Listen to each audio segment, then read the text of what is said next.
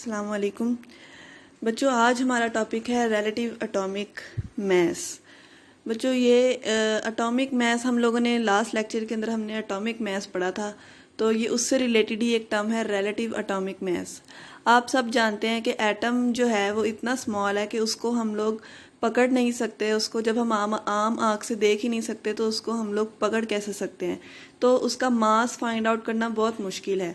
तो हम एटम को होल्ड करके उसका मास नहीं फाइंड कर सकते, इसलिए प्रैक्टिकली एटम का मास फाइंड करना बहुत मुश्किल है।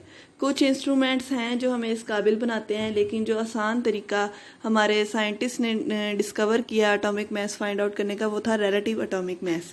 रिलेटिव एटॉमिक मास जो टर्म है बेटा, इसको हम RAM यानी R for relative, A for atomic and M for mass से रिप्रेजेंट करते हैं। और ये स्पेशल एलिमेंट्स के लिए ही यूज़ किया जाता है। ठीक है, एलिमेंट्स के एटॉमिक मास के लिए ये टर्म जो है वो यूज़ की जाती है। मॉलिक्यूल या कंपाउंड्स के केस में हम इसको डिस्कस नहीं करते। तो हम यूँ कह सकते हैं कि एलिमेंट्स के एटॉमिक मास के लिए हम क्या टर्म यूज़ करते हैं, रिलेटिव एटॉमिक मास। अब रिलेटिव एटॉमिक मास का मतलब समझ लेते हैं। रिलेटिव का मतलब होता है एज कंपेयर टू, कंपेयर करना यानी कि मुआवजा करना। तो रिलेटिव का मतलब होता है एज कंपेयर टू। और उसके बाद एटॉमिक मास हमने कल पढ़ा था कि number of proton and number of neutron in an atom. एक एटम के न्यूक्लियस के अंदर सम ऑफ प्रोटॉन और न्यूट्रॉन को हम क्या कहते हैं, एटॉमिक मास। तो ऐसा एटॉमिक मास जो कि कंपेयर्ड हो, जिसको हम लोग किसी के साथ कंपेयर करके निकालें, उसको हम क्या बोलते हैं, रिलेटिव एटॉमिक मास। अच्छा बच्चों, इसको एक्सप्लेन करने के लिए एक छोटी सी एग्जांपल है। जब आप लोग किसी शॉप पर जाते हैं कुछ खरीदने के लिए, फॉर एग्जांपल आप शुगर लेने जाते हैं, तो वो एक बैलेंस, जो हमारा शॉपकीपर होता है वो एक बैलेंस यूज़ करता है, वेट बैलेंस यूज़ करता है। उसकी दो साइड्स होती हैं, यानी कि तराजू की दो साइड्स होती हैं। एक साइड के ऊपर वो पत्थर रख देता है, यानी कि अगर आपने उससे 2 किलो चीनी मांगी है तो वो एक साइड पर 2 किलो का पत्थर रख देता है और दूसरी साइड पर वो चीनी डालना शुरू कर देता है। वो क्या कर रहा है, वो चीनी के मास को उस 2 किलो के मास के साथ कंपेयर कर रहा है। और वो जब दोनों एक दूसरे के साथ बराबर हो जाते हैं तो फिर हमें क्या पता चल जाता है कि ये चीनी हमारे पास 2 किलो हो गई है। ठीक है, सेम इसी तरह क्या होता है, आप मतलब कि इस एग्जाम्पल के अंदर मैंने आपको क्या बता रही हूँ कि एक साइड पर क्या रखा जाता है, वेट रखा जाता है, और दूसरी साइड पर शुगर या कोई भी चीज़ जो हम लेने गए हैं, जैसा कि शुगर। ठीक है, अब हम लोगों ने क्या किया है, जो वेट रखा है उसको हम एज ए स्टैंडर्ड यूज़ करते हैं और उससे हम दूसरी चीज़ को कंपेयर करते हैं। ठीक है, तो जो वेट रखा जाता है उसको हम एज ए स्टैंडर्ड यूज़ करते हैं। ठीक है, सेम इसी तरह रिलेटिव एटॉमिक मास है कि एलिमेंट्स का मास फाइंड आउट करने के लिए उसको एक स्टैंडर्ड के साथ कंपेयर किया जाता है। हम यूँ कह सकते हैं कि एक एलिमेंट के मास को स्टैंडर्ड कर लिया जाता है और उसको हम तराजू की एक साइड पर रख लेते हैं। ठीक है, जहाँ पर हमने पत्थर रखना है वहाँ पे हम अपना स्टैंडर्ड एलिमेंट रखते हैं, स्टैंडर्ड एलिमेंट रखते हैं, और दूसरी साइड पर जिस चीज़ का हमने एटॉमिक मास फाइंड आउट करना है उसको रखते हैं। ठीक है, तो इस तरह उस स्टैंडर्ड के एटॉमिक मास के साथ हम कंपेयर करके उसका एटॉमिक मास फाइंड आउट करते हैं। और हम किस एलिमेंट को एज ए स्टैंडर्ड यूज़ करते हैं, हम कार्बन के 12 आइसोटोप को एज ए स्टैंडर्ड यूज़ करते हैं। और कार्बन के बेटा 3 आइसोटॉप्स होते हैं, कार्बन 12, 13 और 14। कार्बन के 3 आइसोटॉप्स हैं, 12, 13 और 14। तो कौन से हमने एलिमेंट को एज ए स्टैंडर्ड रखना है, कार्बन के 12 आइसोटॉप को एज ए स्टैंडर्ड यूज़ करना है। कार्बन के 12 आइसोटॉप को एज ए स्टैंडर्ड यूज़ करना है। अब यहाँ पर एक क्वेश्चन अराइज होता है कि कार्बन 12 को ही क्यों यूज़ किया जाता है। उसकी बेटा 2-3 रीज़न है। एक रीज़न तो यह है कि carbon is essential part of all the organic elements, और कार्बन जो है वो ऑर्गेनिक एलिमेंट्स का असेंशियल पार्ट है।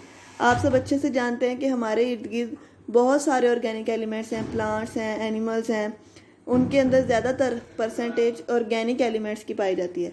तो ऑर्गेनिक एलिमेंट्स का असेंशियल पार्ट है कार्बन। ठीक है, तो कार्बन के साथ कंपेयर करना आसान होता है क्योंकि कार्बन ज़्यादा अमाउंट में हमारे इर्द गिर्द पाया जाता है।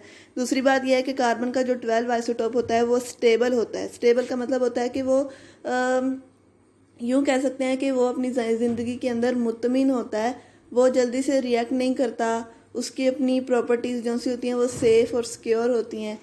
ठीक है, तो वो स्टेबल होता है। तो इन दो रीजंस की वजह से हम कार्बन 12 आइसोटॉप को यूज़ करते हैं।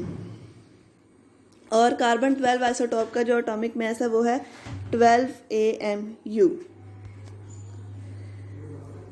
नेक्स्ट है बेटा, इन सब बातों के बाद हम कार्बन रिलेटिव एटॉमिक मास की डेफिनेशन अब देख लेते हैं कि रिलेटिव एटॉमिक मास की क्या डेफिनेशन है। हम रिलेटिव एटॉमिक मास को ऐसे डिफाइन कर सकते हैं, the average mass of an atom, किसी भी एटम का जो एवरेज मास है, ऑफ एन एलिमेंट, जो कि एक एलिमेंट का हिस्सा है, as compare to 1/12 the mass of atom of carbon 12 isotope. ठीक है, कार्बन का जो 12 आइसोटॉप है उसके मास के 12वें हिस्से के साथ कंपेयर किया जाता है दूसरे एलिमेंट का मास। फॉर एग्जांपल, एक साइड पर आप कार्बन 12 रखते हैं, उसका 1/12 पार्ट रखते हैं, और दूसरी साइड पर आप हाइड्रोजन को रखते हैं, तो उनका फिर आप हाइड्रोजन को डालते जाएंगे, जब वो उसके बराबर हो जाएगा तो फिर हम उसका मास फाइंड आउट कर सकते हैं, या इसी तरह हम कार्बन 12 को डाल सकते हैं। इस तरीके से उसका मास फाइंड आउट किया जा सकता है। तो हम एटॉमिक मास को कैसे, रिलेटिव एटॉमिक मास को कैसे डिफाइन कर सकते हैं, average mass of an atom of an element as compare to 1/12 the mass of an atom of carbon 12 isotope. ठीक है, कार्बन 12 आइसोटॉप के 12वें हिस्से के साथ जो कंपेयर करके एवरेज मास निकलता है किसी एटम का, वो क्या कहलाता है, रिलेटिव एटॉमिक मास। क्योंकि इसको हम लोगों ने कंपेयर करके निकाला है, और मैंने आपको इसकी जब वर्ड्स के मीनिंग बताया तो उसके अंदर मैंने आपको बताया था कि रिलेटिव एटॉमिक मास इस एक ऐसा एटॉमिक मास है जो कि कंपेयर्ड होता है। ठीक है, अब अगर हम इसके यूनिट्स की बात करें, जिस तरह आप लोग जब शुगर लेने जाते हैं तो आप उसे बोलते हैं 2 किलो दे दें। अब वो जो किलो है वो उसका यूनिट होता है, उस वज़न का, उस वेट का यूनिट होता है। तो इसी तरह रिलेटिव एटॉमिक मास भी एक वेट है, तो उसका क्या यूनिट होगा, उसका यूनिट होता है बेटा एटॉमिक मास यूनिट, और इसको हम लोग AMU से शो करते हैं। ठीक है, इसको हम लोग AMU से शो करते हैं। और 1/12 mass of one carbon atom is called 1 AMU। Carbon atom का 1/12 जो मास होता है उसको हम 1 AMU कहते हैं। कार्बन 12 का जो 1/12 पार्ट है उसको हम 1 AMU बोलते हैं। ठीक है, तो 1 एटॉमिक मास यूनिट किसके बराबर होता है, कार्बन 12 के 1/12 मास के बराबर। ठीक है,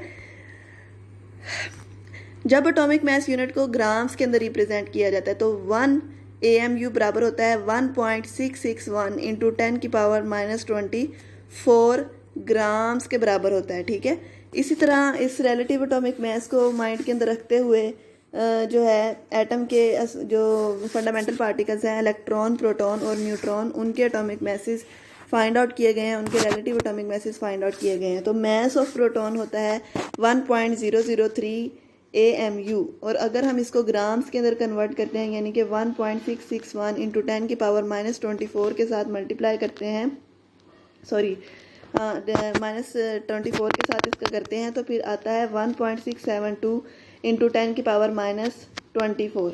इसी तरह मास ऑफ न्यूट्रॉन अगर एटॉमिक मास यूनिट के टर्म के अंदर फाइंड आउट किया जाए तो वो होता है 1.00873 AMU, और ग्राम्स के अंदर इसकी वैल्यू है 1.674 इंटू 10 की power -24। Next is mass of electron आना था यहाँ पर, तो वो है 1.0087 AMU इंटू 10 की पावर 1.674 इंटू 10 की पावर -24 ग्राम्स। इस तरीके से हम लोग relative atomic mass find out कर सकते हैं इलेक्ट्रॉन, प्रोटॉन और न्यूट्रॉन का।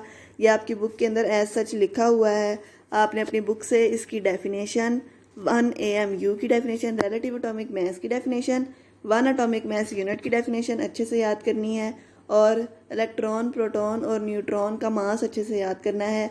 तो ये था सारा आज का लेक्चर। और बेटा रिलेटिव एटॉमिक मास जो सा है ये आप ध्यान से समझेंगे, गौर करेंगे तो फिर आपको समझ आएगी। उम्मीद है आपको समझ आ गई होगी, और अगर कोई कन्फ्यूजन हो तो आप ग्रुप में पूछ सकते हैं। अल्लाह ताला आपको अपने हिफ्ज़-ओ-ईमान में रखे। अल्लाह हाफिज़।